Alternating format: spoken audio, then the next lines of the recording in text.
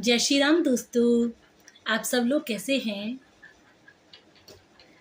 आज एकादशी के शुभ अवसर पर मैं गीता का सार इस अध्याय के श्लोक नंबर 41 से श्लोकों का वाचन स्टार्ट करूंगी। व्यवसायित्मिका बुद्धिरेकेह कुरुनंदन बहुशाखा ह्यंताश्च बुद्धियो अव्यवसायिनाम। जो इस मार्ग पर चलते हैं वे प्रयोजन में दृढ़ रहते हैं और उनका लक्ष्य भी एक होता है। हे कुरुनंदन, जो दृढ़ प्रतिज्ञ नहीं उनकी बुद्धि अनेक शाखाओं में विभक्त रहती है।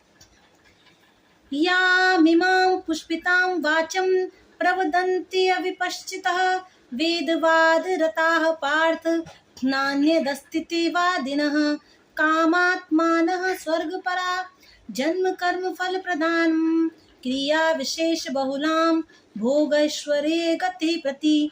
अल्प ज्ञानी मनुष्य वेदों के उन अलंकारिक शब्दों के प्रति अत्यधिक आसक्त रहते हैं जो स्वर्ग की प्राप्ति, अच्छे जन्म, शक्ति इत्यादि के लिए विविध सकाम कर्म करने की संस्तुति करते हैं।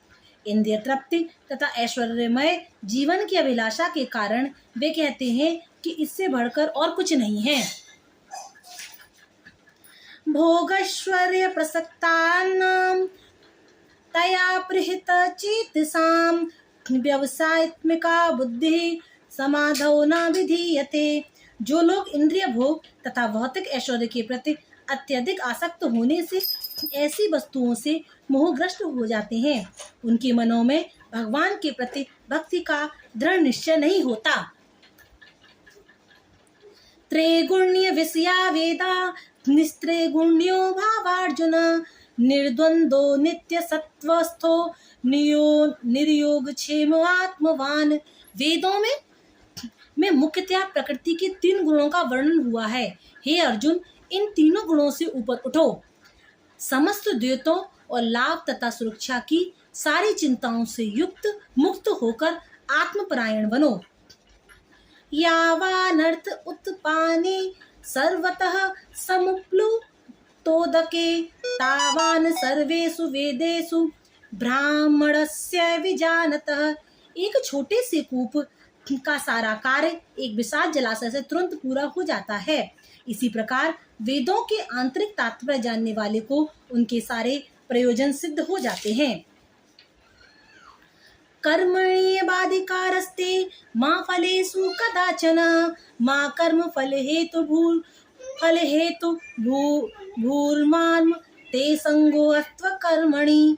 तुम्हें अपना कर्म करने का अधिकार है, किंतु कर्म के फलों के तुम अधिकारी नहीं हो। तुम ना तो कभी अपने आप को अपने कर्मों के फलों का कारण मानो, ना ही कर्म ना करने में कभी आसक्त हो। योगस्थ कुरु कर्माणि संग त्यक्त्वा धनंजय सिद्ध्य सिद्धयोः समो भूत्वा समत्वम योग उच्यते। हे अर्जुन, जय अथवा पराजय की समस्त आसक्ति त्याग कर संभाव से अपना कर्म करो, ऐसी समता योग कहलाती है। दूरेण ह्विवरं कर्म बुद्धियोगात् धनंजय बुद्धो शरणम् अन्वच्छ कृपणा फल हेतवः।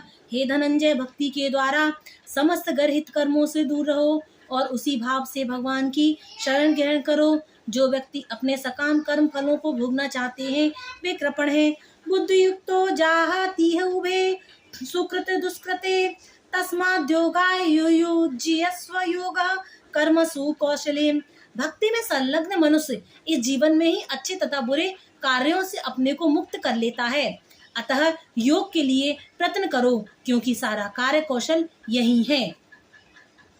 जय श्री राम दोस्तों, मैंने श्लोक नंबर 50 तक गीता का सार इस अध्याय के श्लोकों का वाचन किया है। आशा है कि आप सभी को भी अच्छा लगा होगा। कोई त्रुटि हो तो क्षमा करना। थोड़ा सा हम प्रभु का स्मरण कर लेते हैं, उसके बाद फिर हम मैं अपनी वाणी को विराम दूंगी। कृष्णाय वासुदेवाय हरये परमात्मने प्रणतः क्लेशनाशाय गोविंदाय नमो नमः।